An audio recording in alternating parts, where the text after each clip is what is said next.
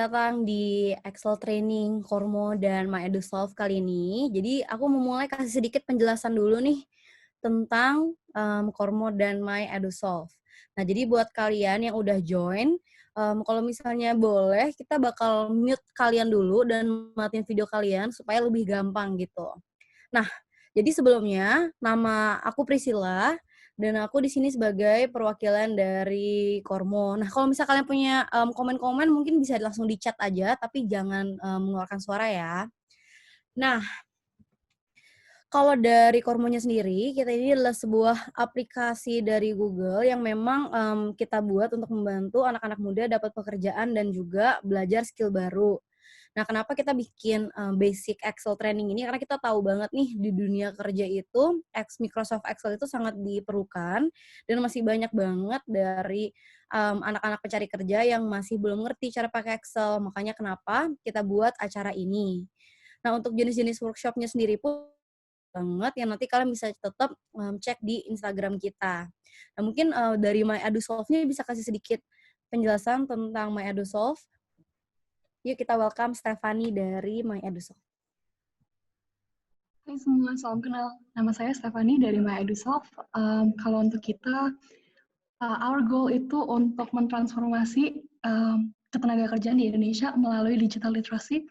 Dan salah satu hal yang kita lakukan adalah mengadakan workshop seperti ini dengan Pak Eko Aryawan juga, yang kebetulan juga adalah seorang Microsoft Office Specialist Master di Indonesia. Mungkin sekian dari MyEduSolve. Terima kasih. Oke, thank you Stephanie. Nah, jadi oke, sebentar. Nah, jadi untuk hari ini yang akan jadi trainer kalian adalah Pak Eko Aryawan. Dia adalah seorang dosen software engineering di Universitas Prasetya Mulia. Nah, nanti sebelum sesi dimulai, Pak Eko akan memperkenalkan dirinya dulu ke kalian. Dan mungkin nanti kalian bisa lihat juga nih mukanya Pak Eko. Jadi saat nanti Pak Ekonya ngomong, kalian nggak sambil berbayang muka Pak Eko kayak gimana ya, gitu. Nah, jadi buat ikut workshop ini ada beberapa peraturan yang perlu kalian ikutin. Nah, jadi sebelumnya, kalian perlu tahu bahwa ini akan mendapatkan sebuah sertifikat yang nanti kita kirim begitu acara selesai. Nah, tapi karena kita butuh data diri kalian, nanti sebelum, kalian keluar dari chat ini, akan ada beberapa form yang harus kalian isi. Yang pertama adalah form untuk survei, yang kedua adalah data diri buat minta email untuk kita kirim sertifikatnya, gitu. Jadi nanti pastiin kalian tetap ada di dalam room-nya sampai akhir dari acara supaya kalian nggak kelewatan. Karena kalau kamu keluar dan kamu nggak isi datanya, kamu nggak akan terima sertifikatnya. Nah, jadi peraturannya ada beberapa. Yang pertama adalah, mungkin sekarang sambil kalian dengerin aku ngomongin peraturan, kalian boleh banget nih langsung buka Microsoft Excel-nya. Kalau misalnya ada yang nggak bisa buka, kalian boleh ketik nama kalian di chat, nanti akan dibantu. Nah, yang kedua, nggak boleh menyalakan mikrofon. Kalau kamu nyalain akan langsung kita matiin dan kita mute karena takutnya nanti mengganggu peserta yang lainnya. Nah, kalau misalnya udah kita matiin, kalian tetap nyalain terus dan memotong pembicaranya, kita akan kick kalian dari grupnya. Gitu. Jadi aku mohon banget kerjasamanya ya supaya semuanya bisa belajar dan menikmati pelajaran hari ini. Nah, yang terakhir, tenang aja kalau misalnya nanti saat dijelasin kalian masih bingung atau nggak ngerti, kita akan ada sesi tanya jawab setelah Pak Ekonya selesai mengajar sampai akhir. Nah, jadi kalau misalnya yang punya pertanyaan, dikelar diajarin dulu semuanya, jangan dipotong dulu, baru nanti kalian boleh tanya. Cara bertanyanya, kamu komen lagi nama kamu di kolom chat, nanti akan kita yang panggil nama kamu, yang nantinya baru kamu boleh unmute diri kamu sendiri. Jadi sebelum nama kamu dipanggil, kamu nggak boleh di-unmute dulu. Gimana? Oke? Semuanya kalau oke boleh dibalas di grup. Nah, jadi sekarang kalian boleh coba buka Microsoft Excel-nya, yang kalau misalnya nggak bisa, kalian ketik di chat ya. Jadi kalau misalnya kalian mau sambil bahas, mau sambil apa boleh banget, tapi di chat aja, jangan ngomong. Nah, jadi nanti kita bakal bantu kalian untuk buka Microsoft Excel-nya dulu. Nah, jadi dalam waktu 4 menit lagi, kita bakal mulai pelajarannya dan mungkin sekarang aku bisa langsung oper ke Pak Eko aja. Makasih Pak Eko.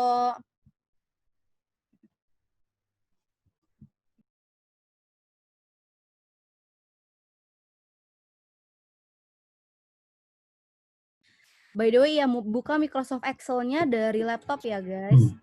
Oke. Oke, selamat sore semuanya. Ini partisipannya sudah 47, maksimum 50 ya ini. Oke, ini sambil full 50. Kita mau langsung mulai saja. Ini ada dari Rian Setiawan, ini kok tidak ada suaranya. Di tempat saya clear ini, apakah sekarang udah clear? Ada yang masih mengalami kendala suara? Barusan nih Atika Siregar, tidak ada suaranya. Dari teman-teman dari Kormo dan Edusoft, clear ya sepertinya suaranya? Clear. Oke, sudah banyak clear, aman, bisa dengar semua. Oke, sip. Baiklah, kalau gitu kita akan mulai ya. Semoga semua Microsoft Excel-nya sudah dinyalakan ya. Ini kalau di tempat saya bisa di-record, ada tombol record-nya. Jadi nanti kalau mungkin rekan-rekan di sini masih ingin mengulang gitu, kalau ada yang ketinggalan atau ini bisa di-record. Saya nggak tahu tombol record di tempat kalian nyala nggak, harusnya nyala juga ya. Jadi bisa di-record. Oke, kalau begitu kita akan mulai. Saya akan mulai share screen saya.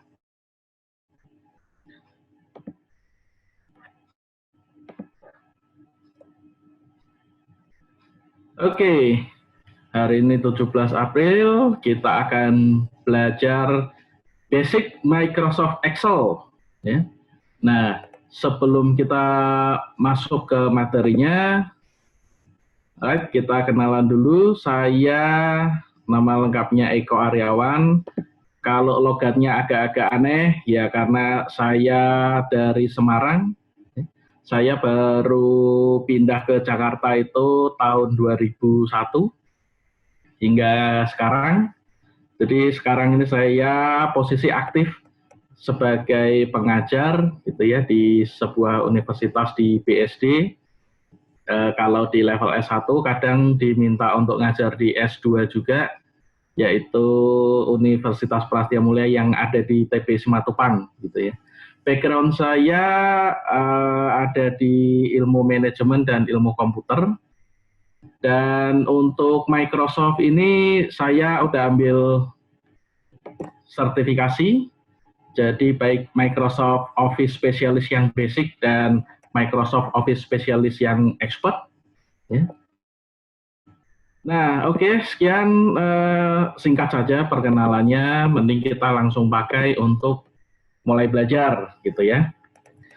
Kita mulai dengan fungsi-fungsi yang simple dulu. Nanti ini semua file-file ini saya akan drop di chat. Jadi di Zoom ini tadi ada fitur chat di ujung ya. Nah, nanti saya akan drop ke situ. Materi pertama ini basic. Jadi kalau Excel itu ini layar ini biasa disebut sebagai dengan istilahnya worksheet gitu ya. Nah, nanti kalau di atas ini biasanya ini disebut sebagai namanya comment tab, dari mulai file, home, insert, dan seterusnya sampai ujung gitu ya. Nah, ini mungkin tampilannya agak sedikit berbeda dengan yang mungkin teman-teman pakai di sini. Saya di sini menggunakan Excel versi 365, jadi saya bisa cek di sini. Bukan di option Excel account. Ya, saya semoga ada yang sama versinya. Kalau tidak nanti ada sedikit perbedaan aja, tidak banyak. Ya, ini versi terbarunya atau namanya di sini Microsoft Office 365 atau Microsoft Office 2019 gitu ya. Oke. Di sini fungsi-fungsi itu tombol-tombol terletak di bawahnya comment tab. Jadi masing-masing comment tab akan memiliki fungsi sendiri-sendiri gitu ya. dalam waktu 1 jam ke depan, saya rasa agak impossible kita bisa mempelajari seluruh fungsi dari tombol-tombol yang ada di sini. Tapi kita akan belajar semaksimal mungkin. Semoga nanti ilmunya cukup dapat digunakan dalam pekerjaan kalian sehari-hari, gitu ya. Oke, yang pertama kita akan belajar Microsoft Excel ya, yang berkaitan dengan pengolahan teks. Jadi Microsoft Excel itu bisa digunakan untuk mengolah teks, tulisan, bisa untuk mengolah data yang berupa angka, bisa juga mengolah yang berupa tanggal ya. Nah, kita start dulu yang berhubungan dengan teks. Jadi kalau saya punya tulisan di sel B4, kemudian saya ingin merubah teksnya ini menjadi huruf kapital, maka fungsi yang harus kita gunakan menggunakan yang namanya upper. Ya. Jadi saya akan demokan di sini menggunakan sama dengan upper, bahwa teks yang akan saya ubah ada di B4 di sini. Saya cukup refer ke B4 kurung tutup, dan ketika saya klik tombol enter maka secara otomatis muncul ya.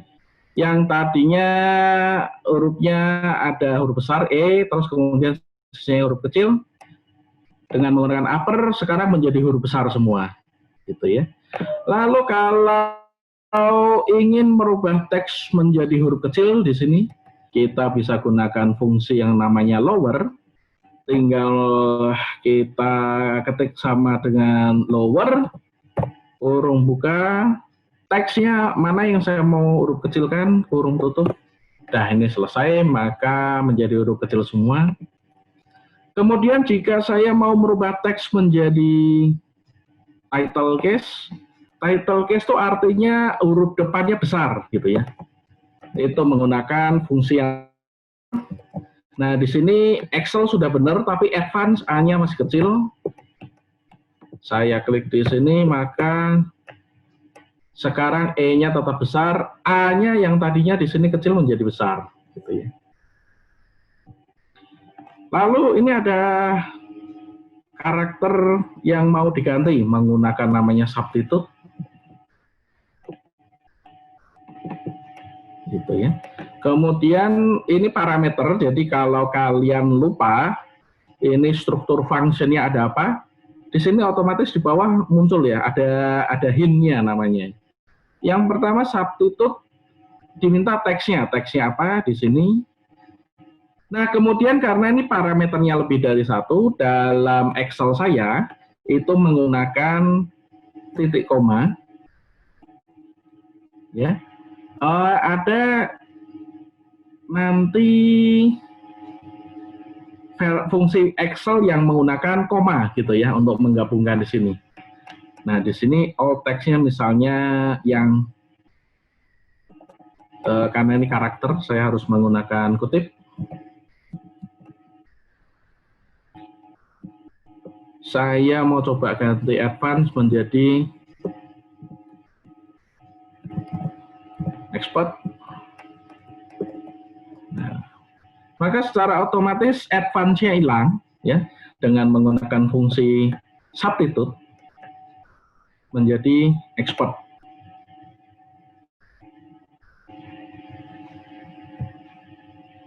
Nah, kemudian ada fungsi berikutnya lagi yang ini saya juga jarang pakai, namanya exact. Di sini tujuannya untuk membandingkan dua teks dari sel yang berbeda, ya. Kalau saya mau mencoba bandingkan antara ini dengan yang namanya misalnya di sini, gitu ya, sudah saya ubah menjadi upper, maka returnnya adalah false. Kenapa false? Karena isinya beda, gitu ya. Nah, tapi kalau saya bandingkan,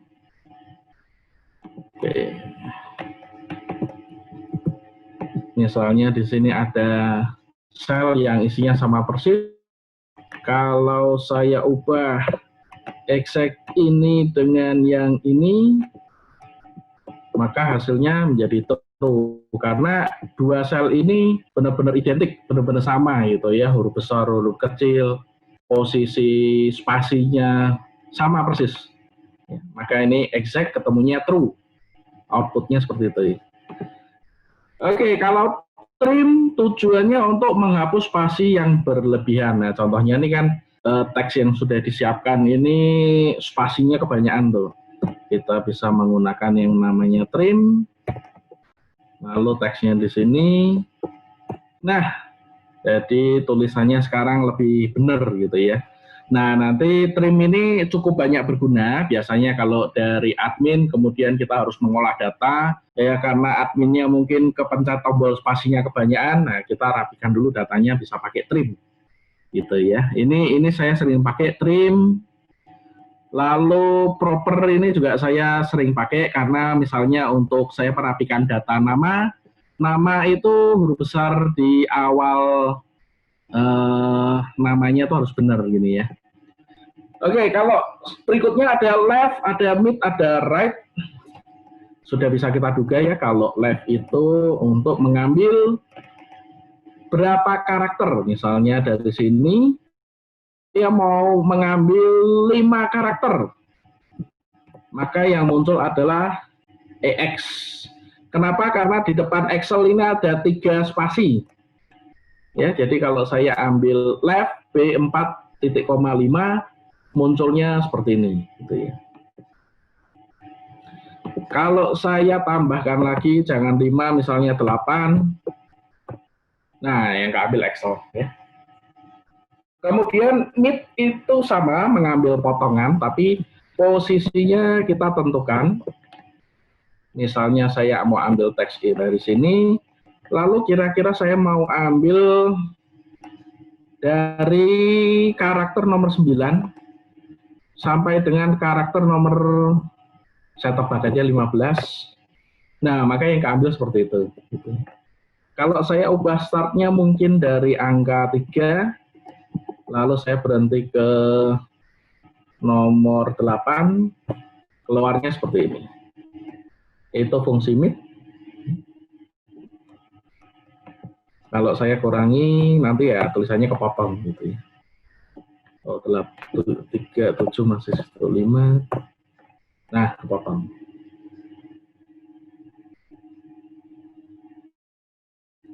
Kemudian yang terakhir, pengolahan teks, yaitu right. Ini mengambil karakter yang ada di kanan. Dari kanan, misalnya saya mau ambil 5, maka munculnya dari kanan adalah dihitung mundur ya, C, D, E, C, N, A, 5 dari kanan gitu ya. Munculnya ancet. Oke, itu semua text function. Oh ya, tadi di sebelum ini ada pre-survey. Saya belum tambahkan di sini. Misalnya ada 2 sel gitu ya, kita mau gabungkan. Oh, tapi ini nanti akan ada di bagian bukan di sini. Oke, nanti di sampel yang lain ya ada 2 nama kita mau gabungkan. Tadi ada yang minta didemokan menggunakan yang namanya concatenate. Nah, ini adalah untuk menggabungkan 2 sel, misalnya saya berikan preview ya, misalnya ada nama depan, ada nama belakang, misalnya nama belakangnya Aryawan. Saya mau gabungkan kedua itu menjadi satu sel, sehingga saya bisa langsung dengan menggunakan concatenate. Concatenate dari nama depan, jangan lupa diberikan yang namanya spasi seperti ini.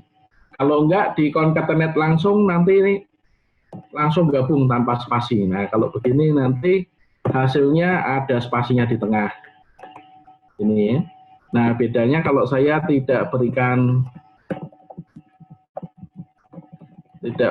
spasi, langsung concatenate ini dan ini. Nah, tidak ada spasinya. Oke, itu basic dari text function. Kita bisa lanjut dengan beberapa function, ada sum if, ada count if, ada nilai max, ada nilai min. Sum if itu kalau sum yang biasa itu kan kita gunakan untuk menjumlah ke bawah. Jadi misalnya di sini ada salesman, daftar salesman. Ini daftar yang berhasil dijual. Kita mau lihat ini kita diminta untuk membuat laporan. Kita kejual jumlahnya berapa? Nah, kita bisa langsung menggunakan sum. Kita langsung drag aja dari atas sampai ke bawah. Nah, ini rumus sum untuk menjumlahkan. Ini ada 2.565 item gitu ya. Nah, di sini di sebelahnya ada yang namanya amount. Amount ini artinya mungkin uang yang terkumpul dari penjualan ini gitu ya. Nah, jumlah uang kita sekarang berapa nih dari penjualan ini? Ya, sama saja kita bisa menggunakan sum juga.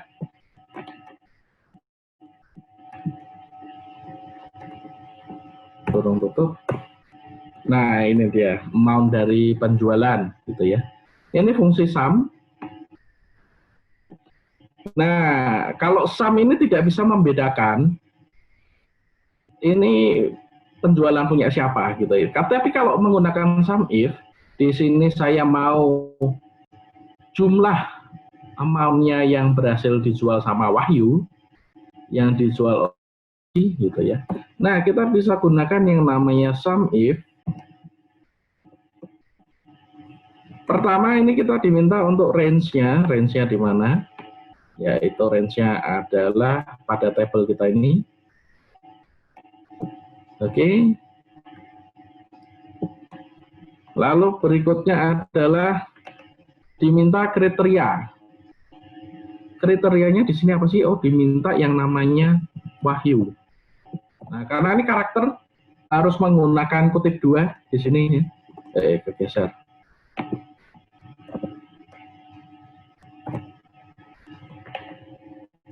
Kemudian diminta berikutnya adalah sum range ini ya, yang ada di kursor saya. Sum range itu adalah area mana yang perlu dijumlahkan, yaitu area yang di amount-nya saja. Oke, karena kita mau menghitung amount, kurung tutup. Oke, berarti kita sudah bisa mendapatkan, saya kasih titik, Wahyu ini total amount-nya adalah 450.000. Nah, kalau mau dicoba dihitung manual bisa. Ini Wahyu, di sini 55.000, ada lagi Wahyu, ada lagi 50, di sini ada lagi Wahyu, tambah 45, ada lagi Wahyu, tambah 55, ada lagi di sini Wahyu. Nah, ini kalau yang saya berikan warna kuning ini dijumlahkan.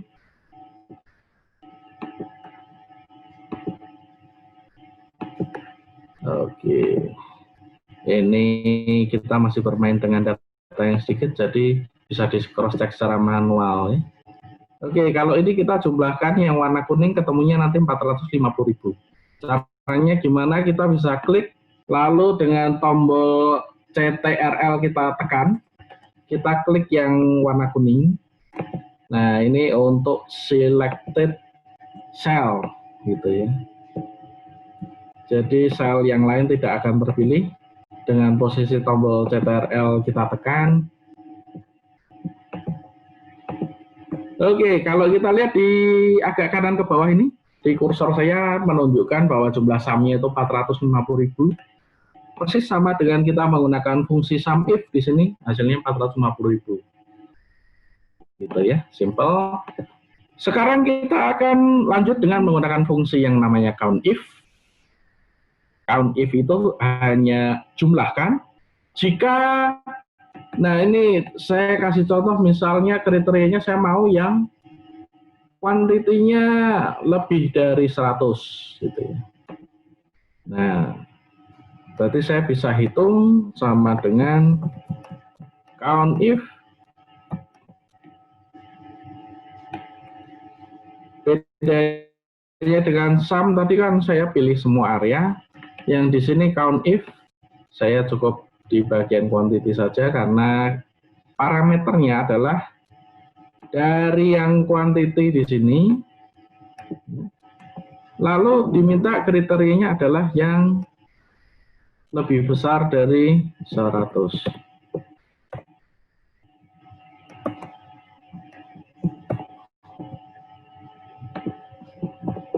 Ya, jadi di sini ada 9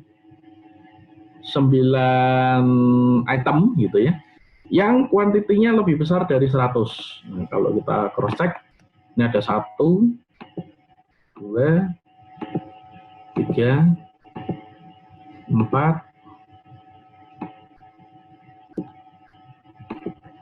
5, 6, 7, 8,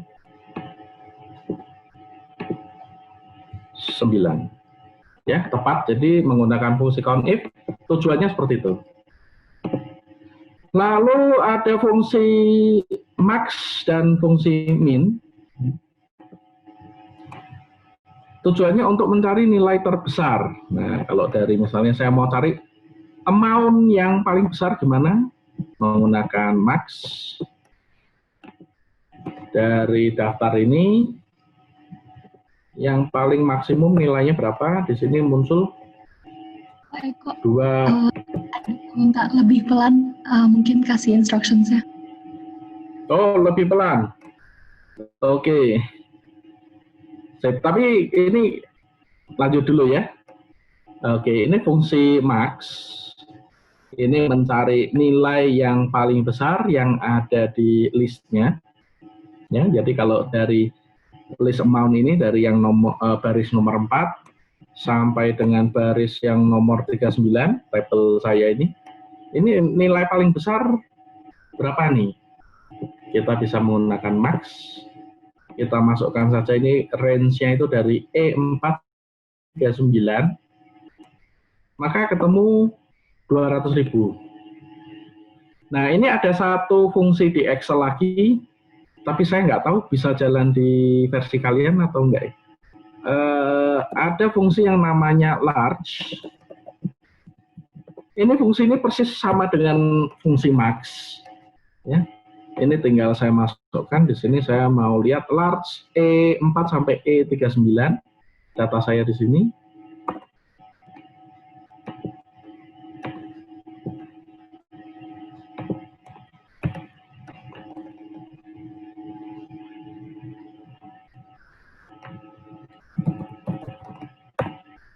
Oh, nggak bisa di sini.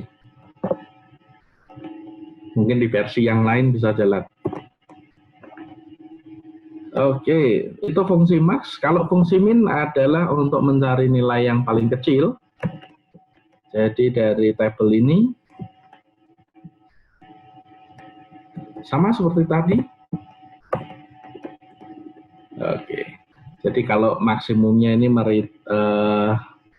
return value-nya adalah 200.000. Kalau yang minimum dari tabel ini kita mau cari nilai yang paling kecil dari amount-nya, maka ketemunya 45.000. Gitu.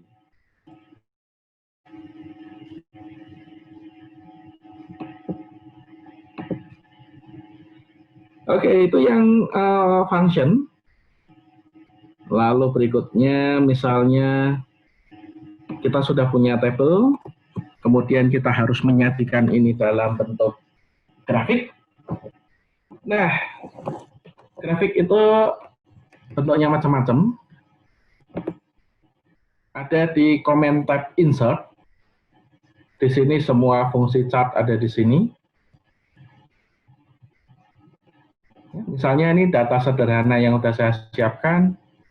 Ada data SKS. Lalu saya mau menyajikan ini dalam bentuk grafik.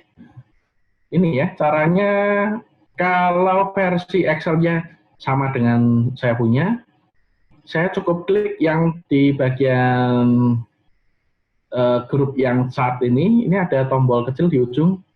Nah, ini kalau kita hover di sini namanya see all chart. Ini. Kalau kita klik, ini di sini all chart. Nah, kita bisa bebas pilih ini mau bentuk yang seperti apa. Kalau kita bentuknya mau menggunakan cluster column, profilnya seperti ini. Kalau mau diubah menjadi line atau menggunakan pie, donat, dan macam-macam ya. Ada yang bar.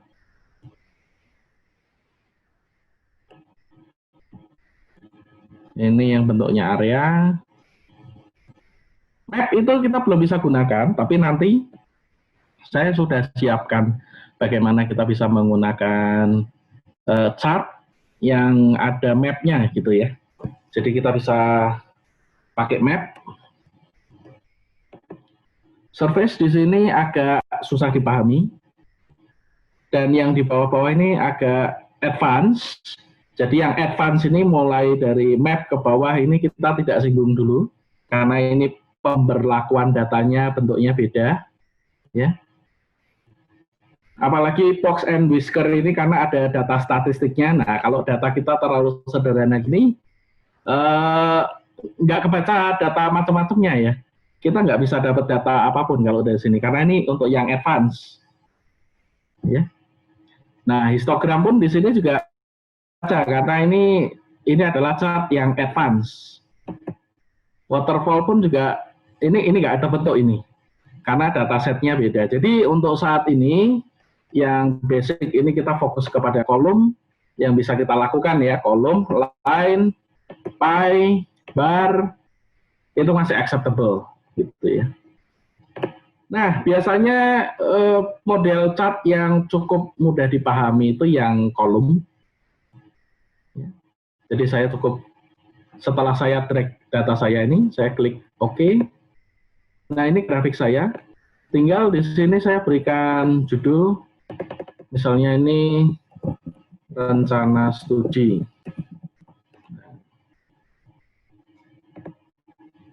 Ini ya, KRS.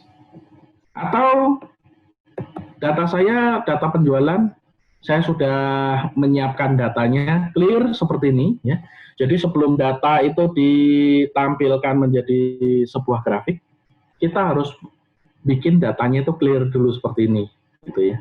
Data yang siap untuk di-input ke dalam chart.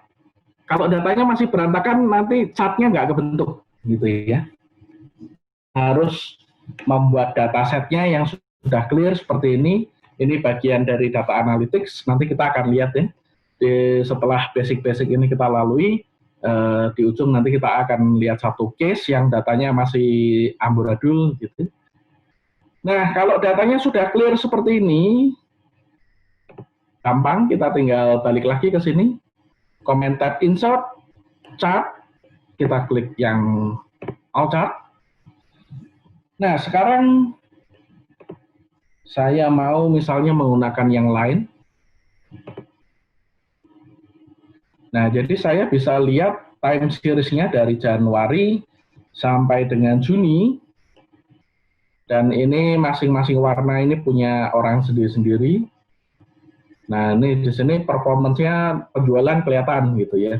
Ternyata Harry ini di akhir Juni value-nya 500 paling tinggi gitu ya. Nah, seperti biasa cara mengganti ini chart title-nya ada di sini. Ini namanya penjualan semester 1 tahun 2008 misalnya. Nah, lalu misalnya kita masih belum puas dengan grafik yang standar yang diberikan secara otomatis ini.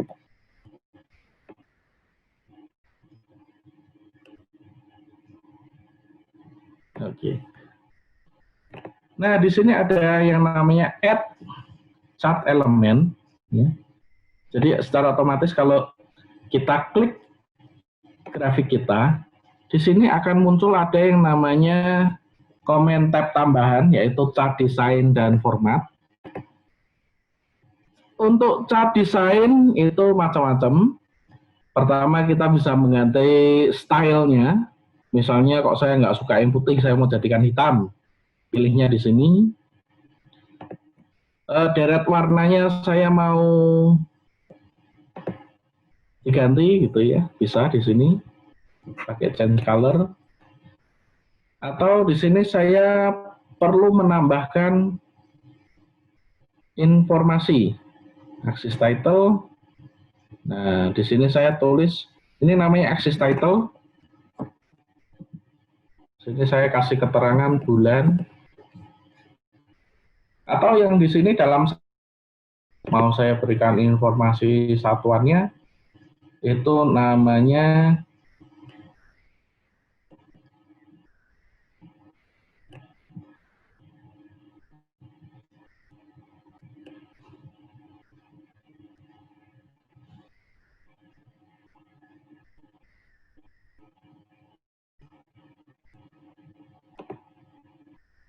hilang.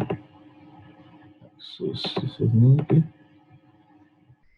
primary. Nah, di sini misalnya ini dalam satuan unit. Ya. Atau ini di setiap garisnya kita mau berikan ini angkanya sebetulnya berapa gitu ya. Itu kita bisa berikan yang namanya data table. Oh, jangan data table. Data label. Nah, jadi kelihatan oh di titik sini sebetulnya ini 350. Saya bisa zoom. Nah, ini 350 di sini. Ya. Oke, itu kira-kira yang berkaitan dengan basic chart. Sisanya ini tinggal mengganti-ganti aja stylenya seperti apa. Mau fill in-nya warna-warna lain gitu. Tinggal diganti di sini sesuai dengan selera. Waduh, nggak kelihatan. Oke, itu chart. Oke, itu tadi kita masih yang simpel-simpel ya. Nah, sekarang mulai yang agak rumit sedikit. Nah, ini banyak yang minta ya. Fungsi VLOOKUP gitu ya. Bedanya dengan HLOOKUP seperti apa? Bedanya adalah pada posisi tabelnya. Kalau VLOOKUP, ini table reference atau namanya table sumber, ini tersusunnya secara vertikal ya, dari atas ke bawah. Ini golongan 1, di bawahnya golongan 2, bawahnya golongan 3. Tapi ini kalau yang HLOOKUP, nah data yang mau kita cari itu tersusunnya secara horizontal seperti ini. Golongan 1, golongan 2, golongan 3. Nah, ini perbedaannya ya. Tabel kita seperti ini. Lalu tabel yang mau kita isi juga posisinya secara horizontal seperti ini. Nah, ini ciri-cirinya harus pakai HLOOKUP gitu ya. Tapi kalau datanya menurun ke bawah, dan yang mau kita isi juga menurun ke bawah seperti ini, nah ini ciri-cirinya pakai VLOOKUP.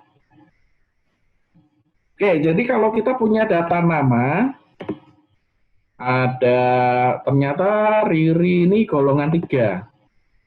Nah, daripada kita mengisi sendiri jabatannya, kalau golongan 3 ini kan ditulisnya staff di sini ya. Daripada kita nulis satu-satu, kita pakai fungsi yang namanya VLOOKUP. Jadi syaratnya itu adalah tabelnya udah dicirikan seperti ini dulu, gitu ya. Nah, kalau tabelnya udah seperti ini, jadi nanti kalau data tabel awalnya itu memang masih berantakan, ya harus kita format dulu menjadi seperti ini. Ya, kita bisa pakai yang namanya sama dengan VLOOKUP. Yang diminta pertama ini adalah view. Jadi apa yang mau dicari? Lookup value kita adalah di sini kan ya, golongan 3, yaitu sel D13. Lalu berikutnya, nah kalau saya punya ini pakai titik koma, mungkin ada yang pakai koma ya. Table array. Table array saya adalah di sini. Ini ya, ke reference table saya.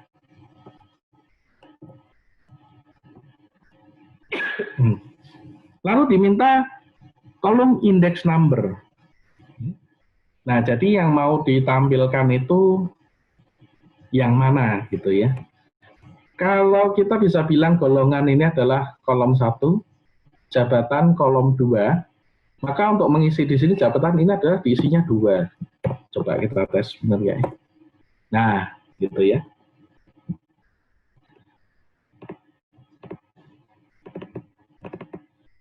Jadi kalau di sini kolomnya saya ubah, bukan 2 tapi 3, yang tampil keliru nanti. Nah, angka gaji yang keluar, gitu ya. Nah, karena yang diinginkannya adalah jabatan, maka di sini nilainya harus 2. Kenapa? Karena di sini di bagian tabel sumber, ini datanya ada di kolom 2 gitu ya, di sini kolom 2.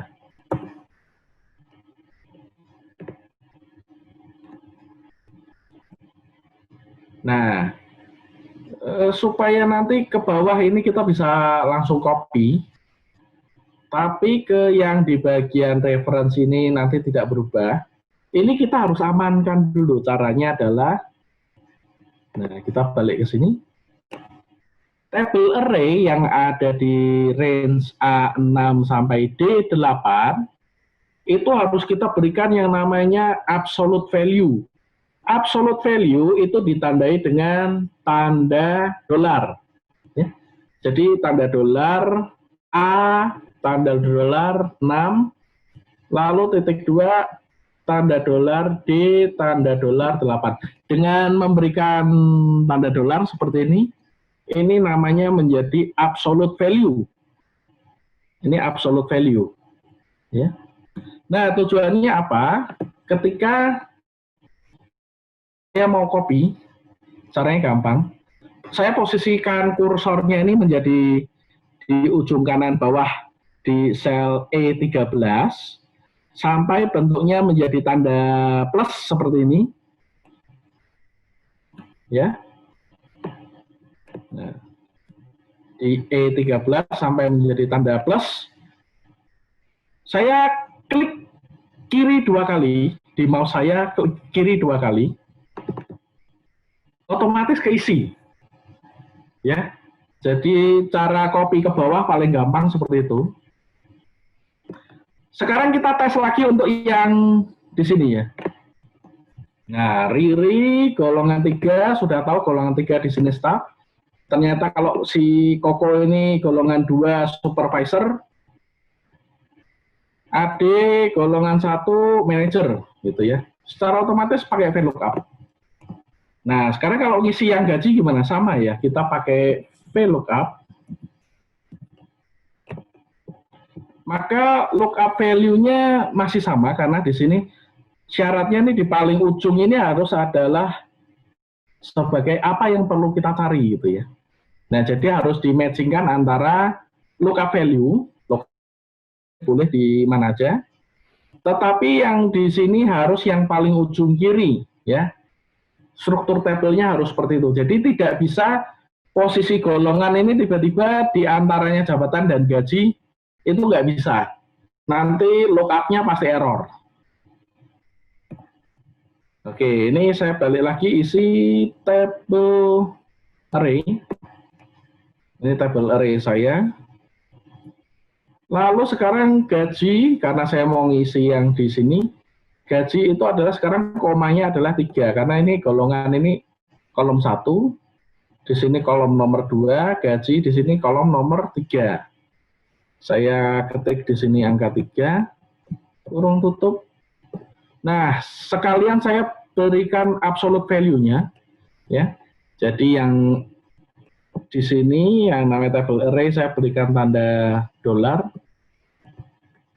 A dolar 6.2 dolar di dolar 8. Ya, saya sekalian berikan absolute value, enter.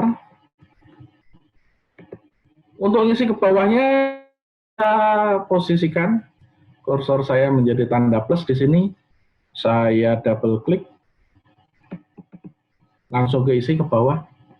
Untuk yang ditunjangan sama, modelnya sama, VLOOKUP, lookup value-nya di sini, table array-nya di sini. Saya berikan absolute value.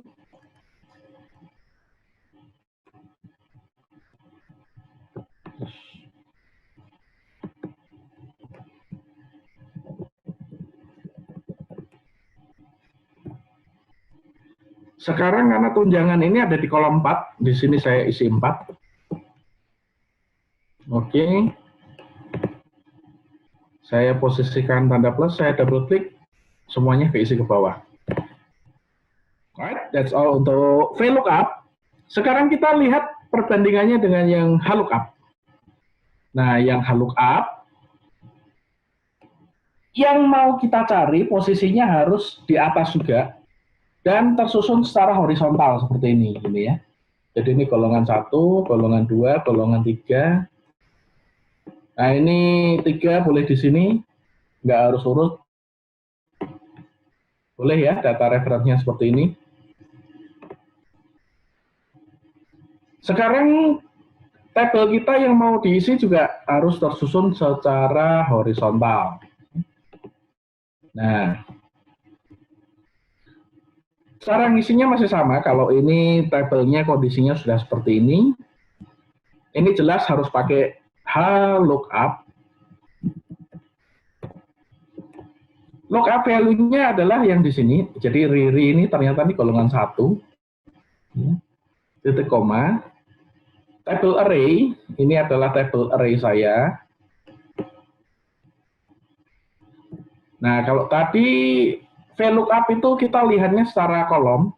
Kalau sekarang kita lihatnya secara row. Nah, ini yang mau diminta adalah jabatan. Jabatan itu ada di row nomor 2. Di sini ya. Row nomor 2. Kurung tutup. Enter. Ya. Jadi row nomor 1-nya adalah ini. Saya berikan nomor 1. Ini row nomor 2, row nomor 3, row nomor 4. Gini.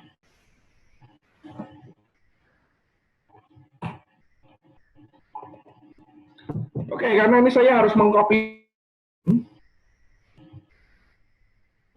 sehingga saya perlu belikan absolute value di B dan 28, lalu di D dan 31.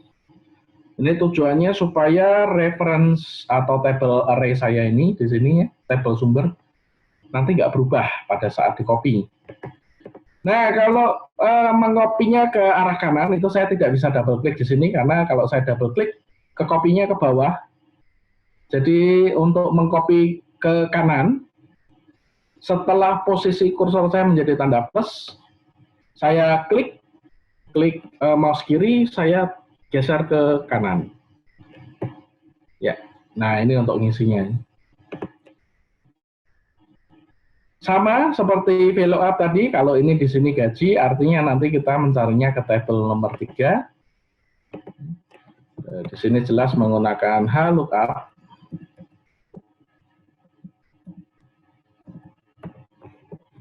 Lalu yang mau dicari adalah ini, ya, golongan table array saya ada di sini. Row-nya gaji adalah row 3. Tutup. Sekalian di sini absolute value-nya. Enter. Sudah absolute, saya tinggal copy ke samping. Sekarang isi tabel tunjangan juga sama menggunakan lookup. Saya mau cari ini. Tabel array saya di sini. Sekarang ini adalah row-nya adalah row nomor 4. Saya absolute value kan di sini. Enter. Saya copy ke samping. Selesai. Itu perbedaannya VLOOKUP dan HLOOKUP ya. Jadi pastikan kalau nanti kita mengolah data, ada sesuatu yang harus kita isi ke sebuah tabel reference. Diperhatikan tabel yang kita susun itu bentuknya horizontal seperti ini. Maka nanti tabel referensinya harus kita horizontalkan begini. Nah, kalau tabel kita bentuknya vertikal seperti ini. Nah, untuk mengisi ke sampingnya ya ini harus kita vertikalkan gitu. Itu. HLOOKUP, VLOOKUP.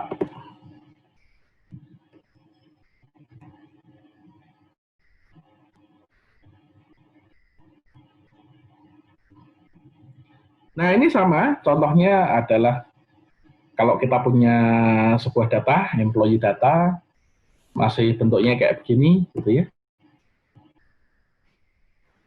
Lalu di sini job kategorinya ternyata kok ini harusnya golongan gitu ya, job kategori atau golongan. Golongannya 1, 2, 3, tapi kok tabel reference kita 1, 2, 3-nya angka Romawi seperti ini gitu ya. Nah, ini datanya harus kita benarkan dulu. Nah, caranya paling cepat adalah karena kita ingin fokus mengganti data yang ada di job kategori yang di sini, supaya kalau di sini kalau job cat-nya di sini tulisannya 1,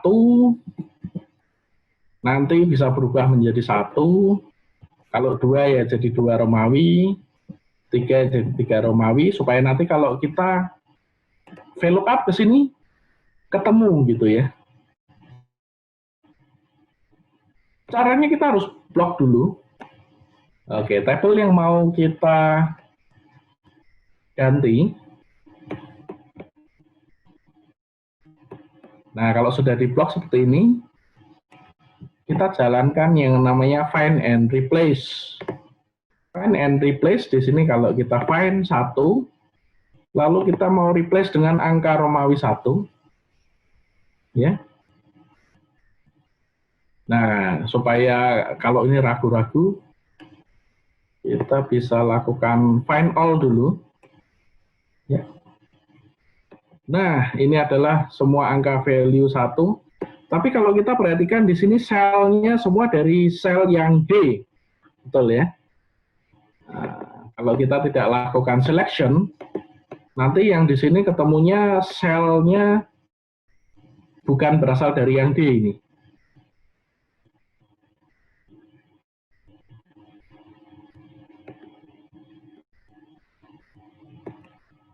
Nah, kalau kita sudah yakin ini, kita bisa lakukan replace all. Ya, pastikan lagi bahwa ini adalah sel yang sudah kita highlight. Temukan angka 1, replace dengan angka Romawi 1. Ya, di sini kita replace all. Nah, ternyata ada 363 penggantian, replacement. Kita bisa lanjutkan dengan, nah di sini sudah berubah ya.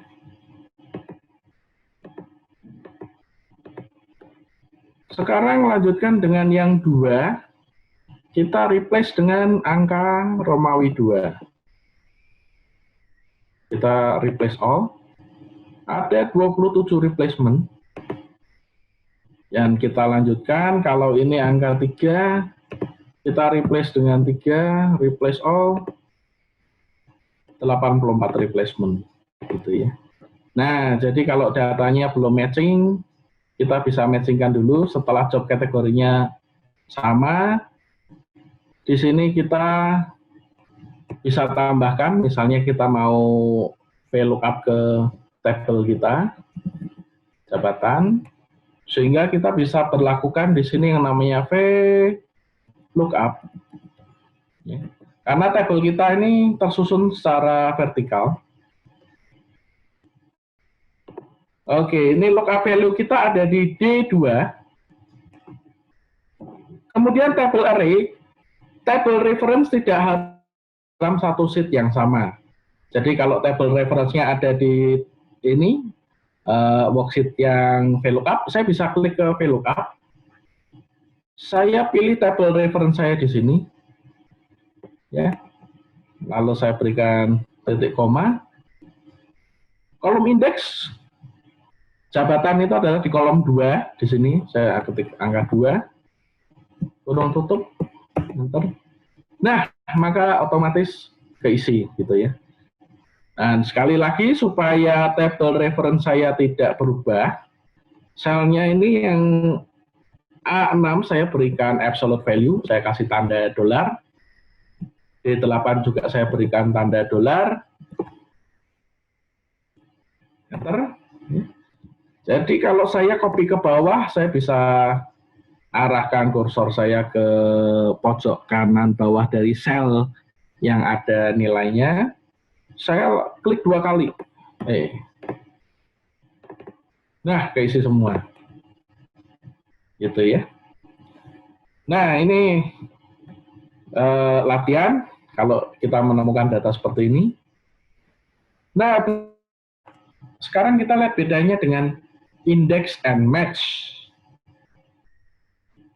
Ya, kalau index and match itu fungsinya adalah untuk searching data. Ya, untuk searching data. Misalnya kita punya tabel seperti ini. Tabel saya ini adalah di sini ada nama peralatannya. Ini nama peralatan, lalu saya punya data stok, kuantitinya punya sekian, lalu harga dari masing-masing itu sekian, ya. Lalu ini total tentu saja ini yang sudah dikalikan 57 kali 10,47 ketemunya 596 ini. Ini retail, harga retail. Nah, ini harga margin.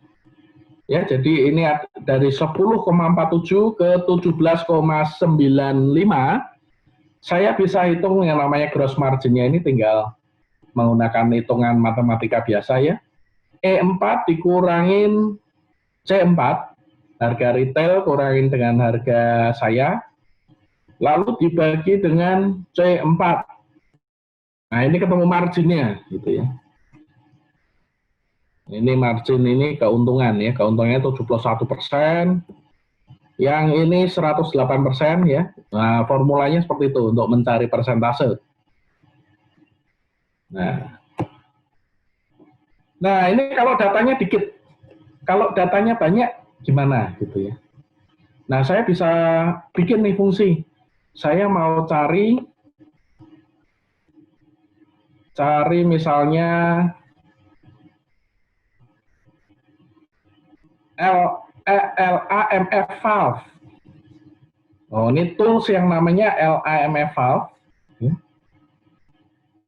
Part number-nya itu value-nya berapa sih gitu ya.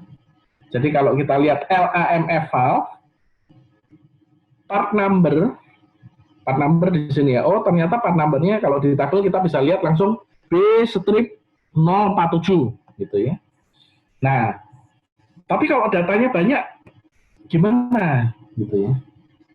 Nah, ini kita bisa buatkan fungsi searching sederhana. Saya mau cari misalnya dengan dari yang tools itu ada di sini ya, item kita. Lalu kita mau cari di kolomnya apa nih? Maka di sini namanya parameternya kolom gitu ya. Nilai dari kolom mana yang mau dicari? Ini nilainya. Nah, di sini kan saya sudah buatkan menjadi ada drop down ya. Cara membuat drop down ini kita gunakan fungsi yang namanya tab data. Ya, ini dia. Kalau di tempat saya posisinya ada di sini, ada di comment tab data, lalu yang di grup data tools, lalu ini fungsinya namanya data validation. Nah, semoga rekan-rekan sudah ketemu fungsinya namanya data validation. Ya, kalau di sini tombolnya ini ada centang, ada lingkaran merahnya. Semoga udah ketemu ya, data validation fungsinya. Saya klik data validation. Lalu di sini validation kriterianya ini saya pilih yang namanya list. Nah, semoga udah ketemu nih ya. Data validation saya bentuk yang namanya list. LIST, klik. Di bagian source-nya ini saya cari. Ya. Karena nama tools-nya ada di baris 4 sampai dengan baris 11, saya cukup drag seperti itu aja. Dari 4 sampai 11, nanti masuk di sini nih, data validation. Nah, ini absolute nilainya sudah ada tanda dolarnya. Ya, saya klik yang tombol yang di ujung kanan, balik ke sini, klik OK, maka di sini drop down-nya sudah terbentuk. Nih ya, kalau nilainya di sini kurang lebar ya dilebarkan. Ya, ini dia drop down saya udah jadi.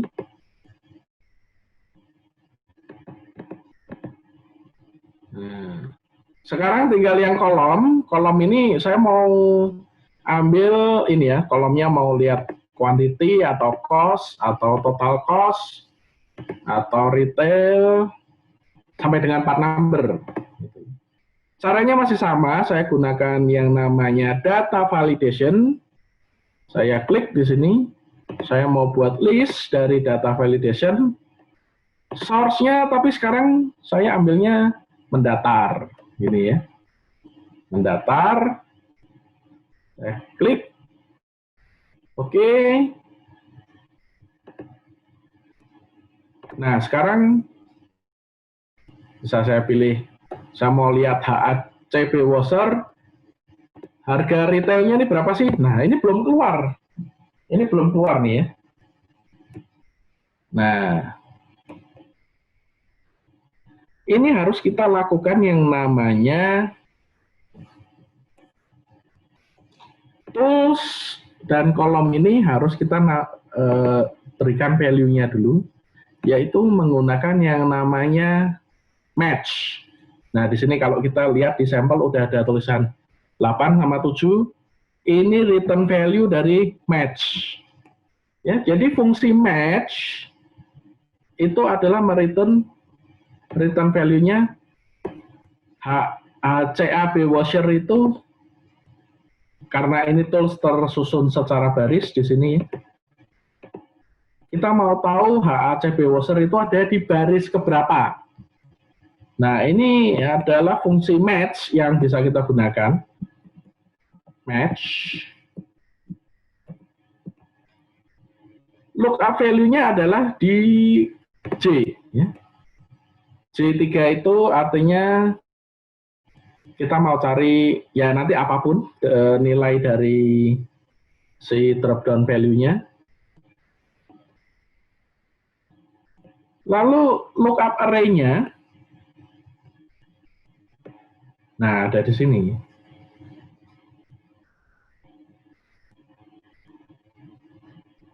Nggak perlu semua. Oke. Berikutnya. Nah, ini fungsi match. Ini kan karena siapa tahu nanti kalau datanya banyak, nama toolsnya ada, bisa jadi HCAB sprayer, bukan HCAB washer. Ya, jadi supaya tepat yang dicari, maka kita harus pilih yang di sini nih, exact match, atau nanti kita ketik saja dengan 0. Ya. Nah, di sini parameter 1 itu adalah less than. Less than itu nanti kalau toolsnya itu berupa angka, tapi kan ini pencarian kita berupa karakter gitu ya. Maka ini harus benar-benar sama. Kita pilih yang 0, exact. Kurung tutup. Ternyata HCAB washer ini adalah di angka baris kedua, maksudnya ini ya. Baris pertama namanya Gangley Pliers, baris kedua HCAB washer. Nah, jadi kalau sekarang kita ganti value-nya, otomatis nih angkanya berubah, angka match-nya. Ya, semoga berhasil ngikutin. Kalau saya ganti ke S-join, oh ini angkanya sekarang berubah jadi 7. Begitu juga dengan yang retail, ini kita harus cari dulu nilainya. Ya. Kita gunakan fungsi yang namanya match, kita matchkan lagi. Lookup value-nya sekarang yang di sini. Ya. Kita mau lihat retail itu ada di nomor berapa sih? Gitu ya. Nah, sekarang lookup array saya adalah yang di atas saja. Saya mau ini benar-benar exact match, maka belakangnya 0. Right? Nah, kemudian tinggal kita cari nilai. Nah, nilainya itu berapa? Kita sekarang gunakan fungsi yang namanya index. Ya, kalau ini angka ini tadi pakai match. Dari kedua angka ini kan kita tahu sekarang harus cari di baris ke-7, yaitu di sini. Dan kolom keempat, yaitu di sini. Nah, persilangan dari data ini, itu yang akan muncul di J5. Ya. Jadi di J5 ini harusnya ketemunya 9,95. Nah, caranya gimana? Kita gunakan yang namanya indeks. Indeks. Referensinya adalah di sini. Jadi yang mau kita cari ada di sini, tabel yang saya select. Nah, parameter berikutnya adalah row number. Row number itu kita dapat dari angka 7 ini. Kita klik ke sini, yaitu K3. Berikutnya adalah column number. Column number itu ada dari dapat di angka 4. Ya, klik. Kurung tutup. Nah, ini kenapa general? Karena tipe datanya custom. Harusnya ini saya ubah menjadi number. Kenapa 10? Karena ini ada pembulatan. Jadi kalau saya mau supaya exactly, tadi kan harusnya 9,95. Nah, ini kalau kita bisa lihat di comment tab home, kita bisa increase desimalnya di tombol kecil di sini. Kalau saya increase desimal, 12-an. Ini 2 angka di belakang koma saja. Ya. Nah, itu fungsi indeks. Ya. Jadi, indeks itu tidak bisa berdiri sendiri tanpa fungsi dari match. Match itu mengembalikan posisi parameter yang mau kita cari. Gitu. Oke, kira-kira jelas ya fungsi indeks dan match. Nah, tadi di preliminary survey ada yang minta fungsi N sama OR. Nah, ini fungsi N sama OR ini biasanya untuk basic jarang dipakai, tapi ini biasanya udah di expert level gitu ya. Misalnya saya pakai saya punya tabel seperti ini. Ini tabel kandidat. Kalau saya melakukan, misalnya si Samuel Bellow ini, dia ahli akses, ya di sini akses untuk Samuel Bellow sini ada tandanya X. Lalu dia ahli di expert yang Excel, dia ahli di Outlook, dia ahli di PowerPoint, Word expert, gitu. Tapi nah, dari kesekian kandidat ini saya mau cari ini kandidat yang paling qualified apa, gitu ya. Nah, syarat dari perusahaan, misalnya saya punya perusahaan, dia harus menguasai akses dan Excel. Nah, kalau dia harus menguasai akses dan Excel, jadi si Samuel ini qualified nggak gitu ya? Ya kalau secara kasat mata tidak qualified ya, karena hanya akses saja yang dia kuasai gitu ya. Nah, tapi kita bisa selesaikan ini dengan bantuan formula. Nah, bagi yang belum pernah menggunakan fungsi, karena ini dan ya, dan itu nanti kita gunakan operator namanya AND. Baik itu operator AND, OR, itu nanti return value-nya berupa true atau false, gitu ya. Jadi kalau di sini tabel kita required-nya adalah nyatakan ini qualified, kita harus gabung dengan yang namanya fungsi if, ya. Pertama kita cek dulu supaya kita bisa memahami fungsi AND. Kalau di sini saya nyatakan AND, apakah ya AND akses itu di mana sini? Apakah si sel yang saya klik itu sama dengan tanda X? Tanda X itu artinya dia menguasai, gitu ya. Lalu Excel. Nah, ini permintaan perusahaannya misalnya akses dan Excel. Apakah yang di sini juga nilainya X juga? Kurung tutup. False. Ya, jadi ini nilainya false karena aksesnya dia menguasai, Excel-nya tidak menguasai. Nah, lain halnya kalau di sini ternyata dia Excel-nya X juga, maka nilainya berubah jadi true di sini, ya.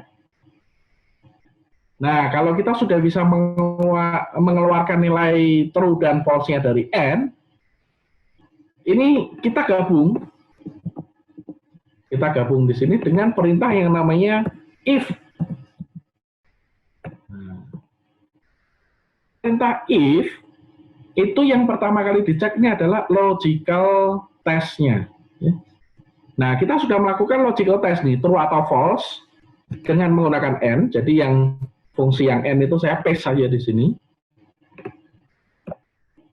Ya. Nah, jadi kalau di sini return value-nya titik koma berikutnya, ini value if true, saya berikan tulisan qualified. Kalau salah, not.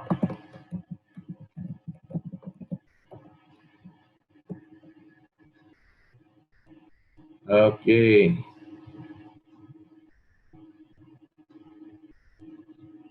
Ya, ini fungsi N. Jadi harus dua-duanya ini terpenuhi syaratnya. Nah, sekarang contohnya kalau fungsinya adalah OR. Kalau sekarang perusahaan maunya ya paling tidak dia bisa menguasai Excel atau Excel expert gitu ya. Excel atau yang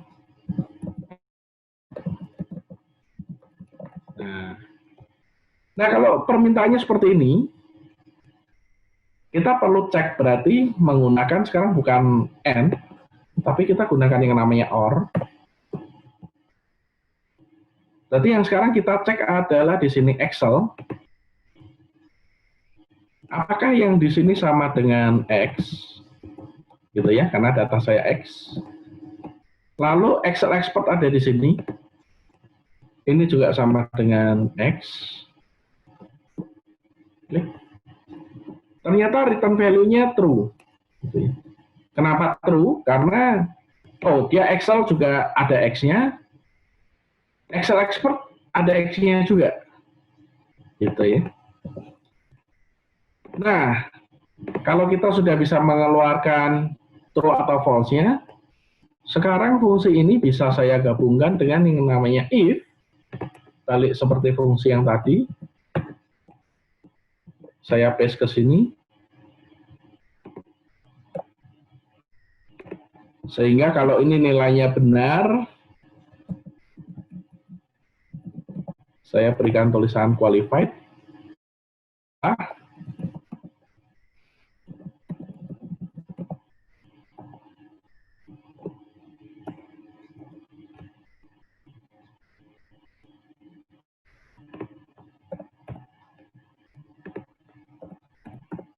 Ya. Nah, jadi kalau or itu di sini kenapa yang di baris 2 not qualified? Karena Excel dia tidak menguasai, Excel expert juga tidak menguasai. Nah, maka di sini not qualified gitu ya. Oke, itu sekilas fungsi and dan or. Baik, kita lanjut dengan fungsi yang namanya datetime. Nah, date dan time kalau kita punya data date, kita ambil dari today gitu ya. Kalau kita ngetik sama dengan today, itu secara otomatis Excel akan memberikan, nah ini tanggal hari ini. Ya. Kenapa munculnya tanggal? Karena di sini datanya saya sudah ubah menjadi yang namanya date. Di sini tipe datanya date. Nah di sini sama halnya, kalau now, fungsi now sama dengan now, ini saya set tipe datanya di sini time, nanti munculnya jam sekarang. Sekarang itu jam 17.07.45 gitu ya. Nah untuk mengekstrak date dan time ini, kalau kita mau ambil tahunnya saja, kita bisa gunakan fungsi yang namanya year, sama dengan year dari B1. Nah, B1 itu yang isinya 17/04/2020. Kalau kita ambil sama dengan year, buka B1, ketemunya 2020. Bulan berapa sama dengan month dari B1, gini ya. Ketemunya 4. Day, ini adalah tanggal. Kalau sama dengan day dari B1, ketemunya tanggal 17. Begitu juga dengan waktu, time. Time itu by default, kalau saya setup di sini tipe datanya time, 17.07.45, hours-nya saya gunakan fungsi sama dengan hours dari B7, ketemunya jam 17. Ya. Lalu kalau menit dari B7, ketemunya menitnya 07, ini jadi 7 gitu ya. Sampai dengan paling kecil second, kita bisa tarik datanya sama dengan second dari B7. Oh, ini menit ke-45 gitu ya. Nah, sekarang function yang berkaitan dengan date. Nah, misalnya ini ada project-nya itu startnya di 11 Januari. Ini contoh ya, data contohnya. Lalu project itu selesainya di 5 April. Nah, secara durasi, 11 Januari sampai 5 April, itu ada 84 hari. Ngitungnya adalah menggunakan days. Ini ya. Jadi kalau kita mau mengukur dari 11 Januari sampai 5 April, itu ada 84 hari. Tapi di sini 84 hari Sabtu dan Minggu dihitung, gitu ya. Nah, kalau yang mau dicari hari kerja gimana? Kalau duration days pakai days, kalau hari kerja itu pakai fungsi yang namanya net works day. Ya, di sini fungsinya.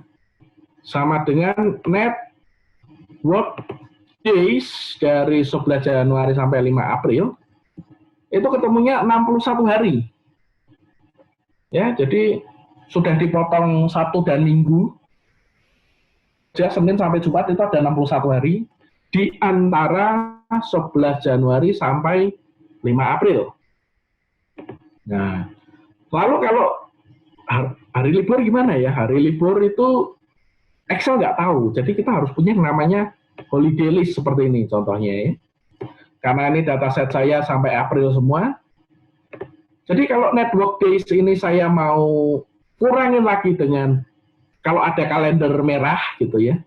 Let's say di sini datanya 25 Januari itu ada libur Imlek, 20 Maret itu ada libur Nyepi, Harusnya nggak mungkin 61 hari kerja gitu kan. Maka network day di sini ada parameter di belakangnya, yaitu parameter holidays. Nah, ini kita perlu berikan lagi titik koma. Kita select area yang menjadi holiday kita. Nah, jadi lengkapnya seperti ini. Network day dari E2 itu adalah start 11 Januari. Lalu titik koma F2 itu 5 April. Lanjut titik koma. Nah, tanggal-tanggal yang saya list di sini sebagai hari libur itu akan dikompensasi gitu ya. Jadi kalau saya berikan kurung tutup, enter, tadi 61 sekarang jadi 59 hari kerjanya. Karena dikurangi 2 hari libur nasional lagi. Gitu. Ya, ini lumayan ngebantu ini kalau saya biasanya bantuin divisi SDM. Ini saya harus gaji ini berdasarkan hari kerja, ada libur lembaga gitu ya. Nah, kalau libur lembaga mau dicantumkan di sini, jangan lupa ditulis gitu ya. Misalnya 1 Maret 2017 perusahaan kita outing. Nah, harusnya kalau part time gitu ya outing nggak mau dibayar ya. Ini kita panjangan aja nih holiday-nya sampai sini. Set, maka jadi 58 gitu ya. Oke, itu yang kepake untuk date and time biasanya. Berikut, nah materi berikutnya ini materi basic yang terakhir, pivot. Pivot tadi banyak yang minta dijelaskan pivot. Misalnya saya punya tabel yang datanya sudah clean, kemudian saya mau lakukan pivot. Pivot table itu artinya kita mau mengolah data, ya. Nah, jadi dari data ini kita select dulu. Kita lakukan insert pivot table. Biasanya supaya nggak mengganggu dataset aslinya, ini saya letakkan ke new worksheet. Ya, setelah insert pivot table, new worksheet, lalu oke. Nah, munculnya seperti ini. Sekarang saya mau lihat datanya apa, gitu ya. Saya cuma mau lihat misalnya data flavor, saya letakkan di kolom. Jangan di kolom, karena akan melebar ke samping. Saya letakkan flavor di row. Ya. Lalu saya mau melihat flavor ini total profitnya. Saya ambil yang total profit, saya drop di value. Ya, inilah data pivot table saya, gitu ya. Nah, cara memulai pivot table yang paling simpel seperti ini, gitu ya. Lalu saya bisa tampilkan, saya nggak mau total profit, saya klik, saya buang aja. Saya mau melihat data ini cost-nya berapa sih? Nah, di sini gitu ya. Atau saya mau melihat data yang sales. Oke, ini sales-nya.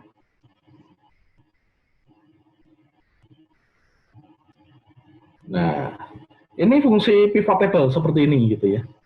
Nah, dari pivot table ini saya bisa tambahkan di sini ada fungsi. Nah, ini cukup expert, cukup jarang dipakai. Ini saya bisa menambahkan yang namanya calculated field. Misalnya kalau jumlah salesnya ini, misalnya perlu diberikan yang namanya perhitungan.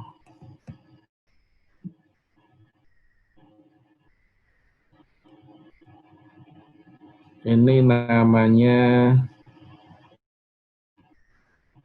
sum of sales, jangan dari sales ya. Sebentar, dari penjualan aja. Lebih masuk akal nih.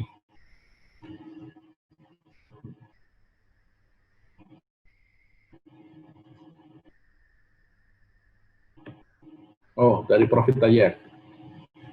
Dari profit ini saya mau berikan yang namanya calculated field.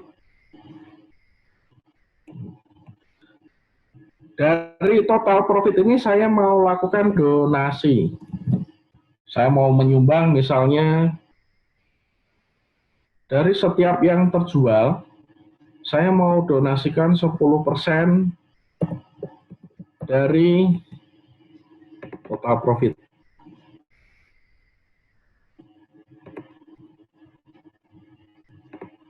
Nah, ini gitu ya. Jadi kalau saya punya jualan, setiap 10% dari total profit saya mau sumbangkan. Nah, jadi di pivot table ini saya bisa hitung.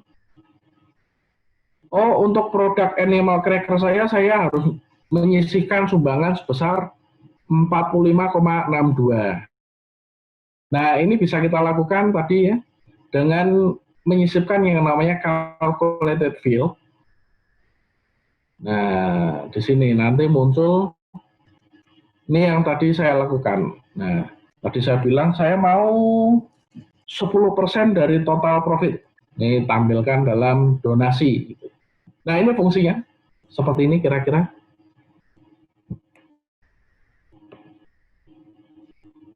Oke. That's all the material for basic-basicnya. Lalu kita masih mau lanjut ya ini ya. Semoga masih pada seger. Atau sudah pada teler ngantuk semua ya.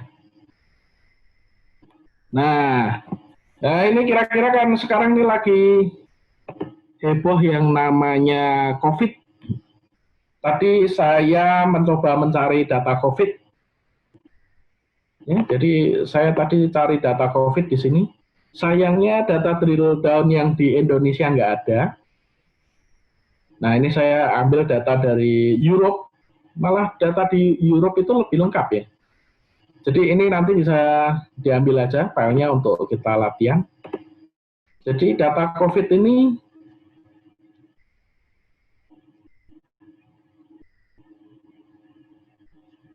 nah, datanya kira-kira seperti ini.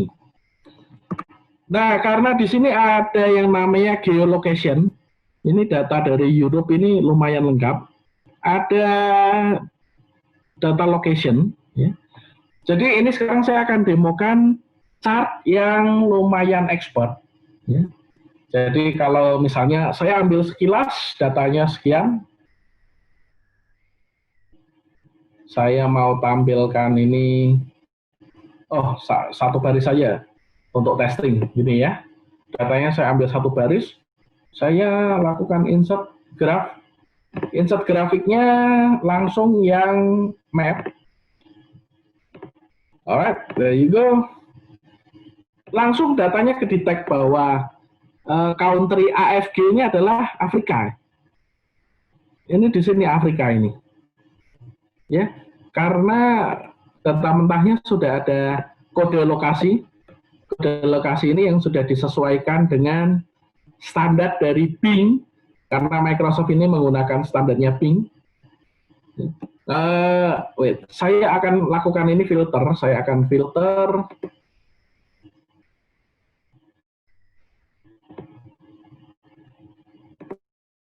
Nah, kita coba tes yang country-nya adalah Indonesia.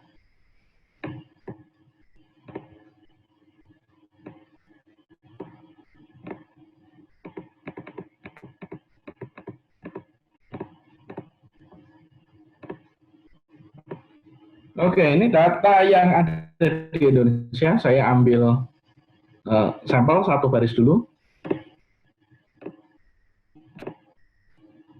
Dan secara otomatis ini adalah data yang ada di Indonesia.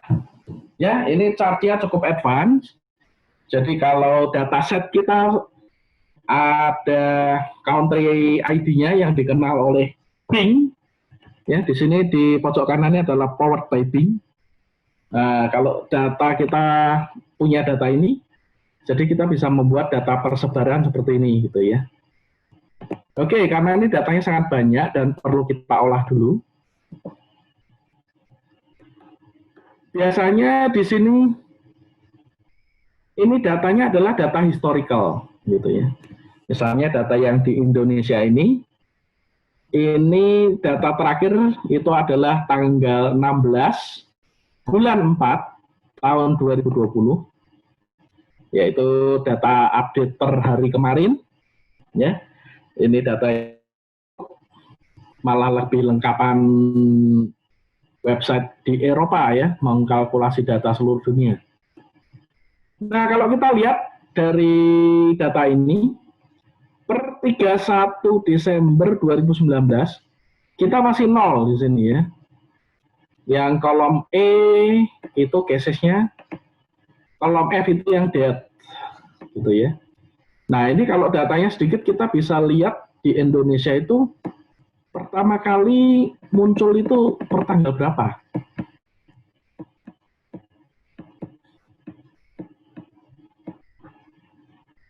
Nah, ini mulai ada angkanya ini di sini tanggal 2 bulan 3. Ya. Nah, ini kalau datanya saya limit ke Indonesia, sedikit ya. Nah, apa jadinya kalau datanya kembali saya buka ke semua gitu ya. Select all. Nah, cara nyari data Indonesia gimana ya? Nah, ini perlu dilakukan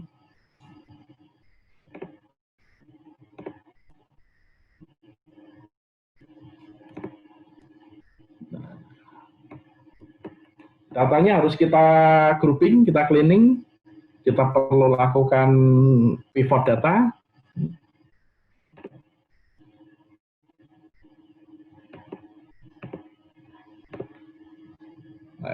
Nah, ini sampel, tapi ini kalau untuk data analytics lumayan advance, jadi nanti kita bisa menampilkan data panel seperti ini.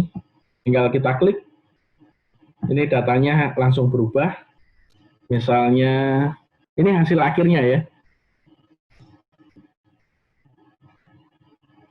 Oke, kita fokus ke Indonesia.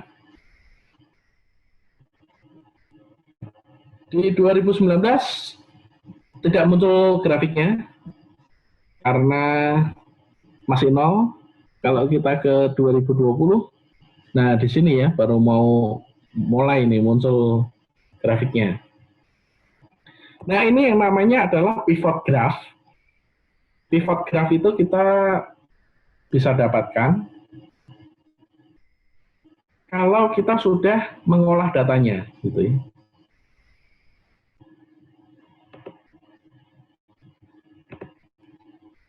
Oke. Untuk melakukan pivot graph, itu caranya seperti yang tadi, kita lakukan pivot.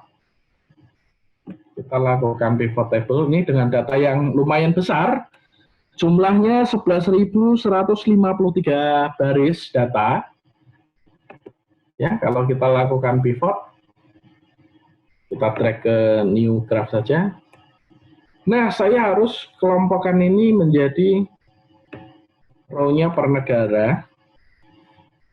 Lalu saya ingin menampilkan di samping negara ini harus ada territory code supaya nanti bisa dibaca oleh si grafik ya. Saya mau lihat di sini jumlah per negara itu casesnya berapa sih? Oh, ini dia ya. Nah, kalau kejadiannya di sini row-nya numpuk seperti ini butuh treatment khusus. Ya, mungkin ini hanya untuk preview karena ini materinya masuk ke dalam kategori yang cukup advance. Kita harus ke pivot table option. Kita harus ubah ini menjadi yang namanya klasik, ya. Nah, dengan diubah klasik, jadi ini bersebelahan. Afghanistan itu kode negaranya adalah AFG. Nah, itu supaya tujuannya nanti kebaca oleh si grafik. Nah, ini untuk menghilangkan Afghanistan total, ini triknya. Nah, ya, di sini ada field setting. Ini subtotalnya kita harus non. Ini, kita klik non, ya, hilang. Nah, dengan begini baru bisa dilakukan yang namanya pivot chart. Nah, karena ini data pivot, di sini untuk map, ini dia mengisyaratkan bahwa datanya harus di-copy. Copy data to outside pivot table. Ya, ini memang agak sedikit bolak-balik.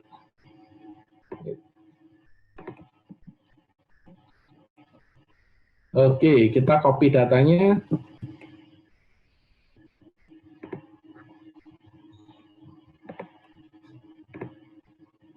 Kita paste spesialnya sebagai value.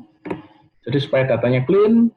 Baru ini kita bisa masukkan ke dalam maps. Ya, data seluruh dunia, case-nya sudah terlihat. Ya. Jadi ini kalau kondisinya seperti ini kalau birunya mendekati ke arah putih, case-nya paling sedikit. Semakin birunya pekat, ini artinya jumlah case-nya sangat banyak gitu ya. Kalau kita lihat ini posisi per update kemarin, data yang paling banyak kasus COVID-nya, yang paling biru pekat tuh di USA ini ya. Nah ini data per kemarin. Tapi kalau kita tidak suka dengan tampilan seperti ini, kembali kita bisa lakukan customisasi di sini ya.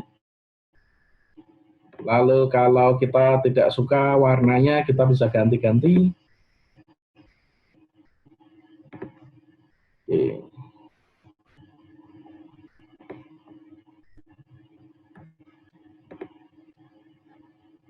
Nah, di format selection,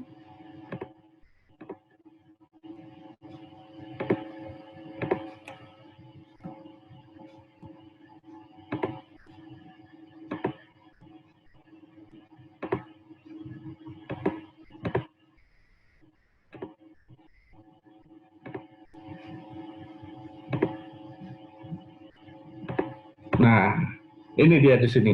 Kalau kita klik di grafiknya ini, kemudian series optionnya ini, kita ganti, misalnya jangan 2 warna dong. Kita pilih bisa maksimum 3 warna di sini. Nah, misalnya lowest saya berikan warna hijau, warna middle-nya misalnya orange.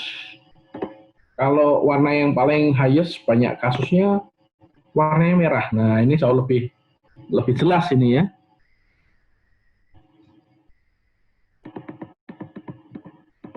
Oke. Ini grafiknya.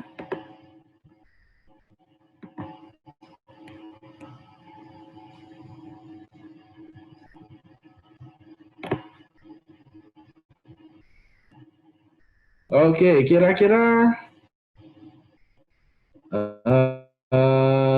sampai di situ. Oke, banyak yang pusing.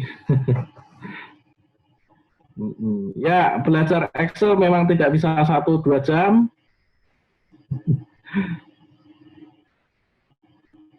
Alright, saya sekarang kembalikan ke hostnya. Silakan Pak Alvin. Oke, yang terakhir tak paham ya, itu memang materinya sangat advance Pak. Kalau yang susah pivot diagram, ya benar.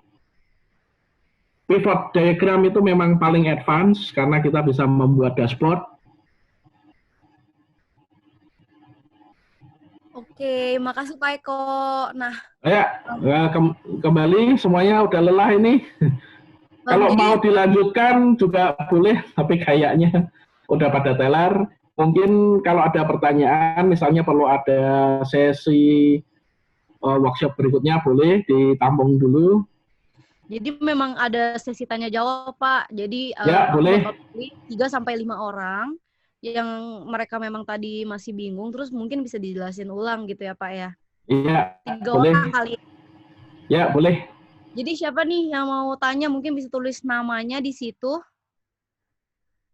dan bakal aku panggil. Oke, Reza, boleh Reza nyalain mic-nya dan boleh langsung tanya ya.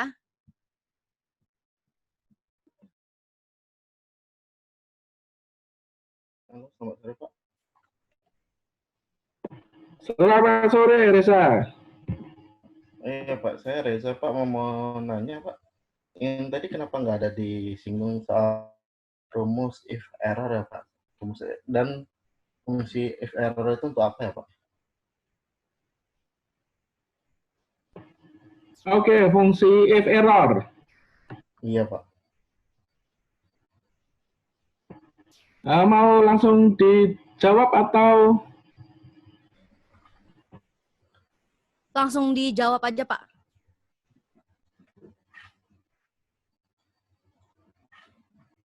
Oke, if error ya, sebentar saya siapkan datasetnya yang error.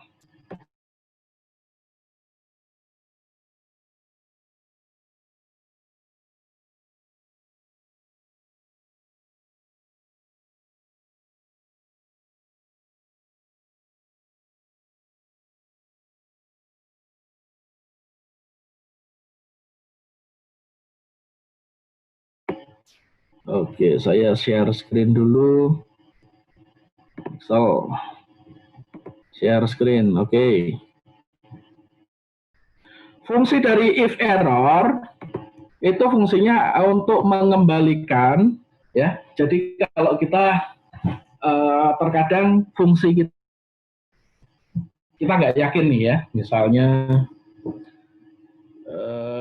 mau menambah, misalnya biasanya menghasilkan error itu kalau kita contoh nih ya, melakukan pembagian, ya. Pembagian itu misalnya saya buatkan angka 1, ada angka 2. Nah, kalau 1, nih ya, rumusnya adalah, saya besarkan dikit. Kalau sama dengan C3, yaitu 1, dibagi dengan D3, benar ya, ketemunya 0,5 ya. Kalau angka 1 saya ubah dengan 0, 0 dibagi angka berapapun, 0, gitu ya. Nah, kondisinya kalau 1 dibagi dengan 0, kan error ya. Keluarnya adalah hashtag diff bagi error. Nah, supaya tidak muncul yang kayak begini, kita siasatin dengan yang namanya if error. Ya, if error C3 bagi D3. Nah, kalau error ditulisnya apa? Misalnya kita berikan warning angkanya salah. Nah, jadi supaya tidak muncul diff bagi 0 gitu ya, kita ganti dengan namanya angkanya salah. Ini fungsi if error. Jadi kembali kalau saya kembalikan ini 1 dibagi 5, ketemu 0,2. Ya. Jadi begitu ada pembagian dengan 0, salah gitu ya. Nah, itu kira-kira untuk menjawab fungsi dari if error, kegunaannya seperti itu. Ya, semoga menjawab, Reza. Oke, mungkin satu lagi kali ya. Oke, Asti deh, Asti. Oke, halo Asti. Ya Pak, terima kasih Pak kesempatannya. Tadi kan di chart saya lihat sempat ada yang namanya error bars. Nah, apakah Bapak bisa lebih menjelaskan kegunaan error bars pada chart di Excel ya Pak? Terima kasih Pak. Error.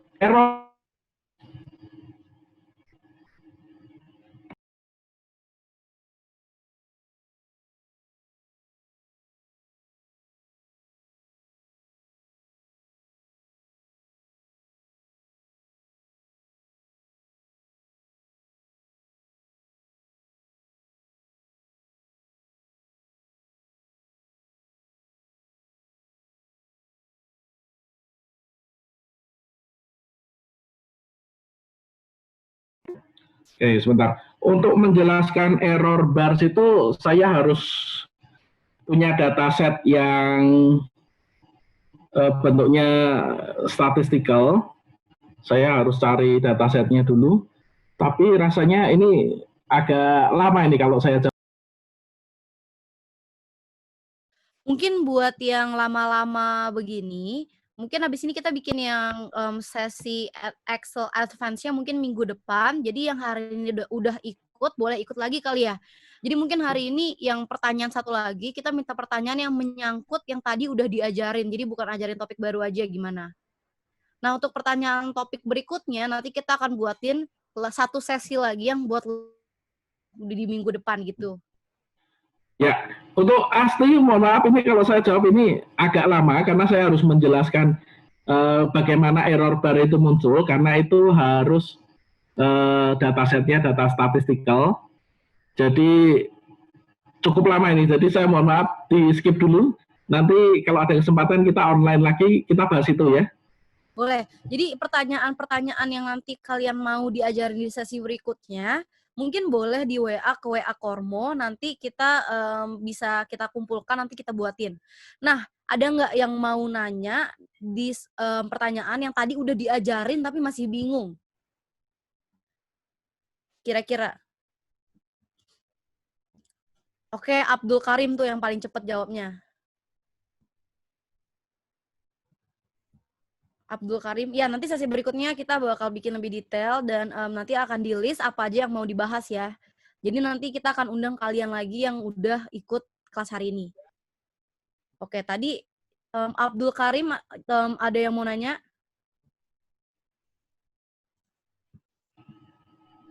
Abdul Karim?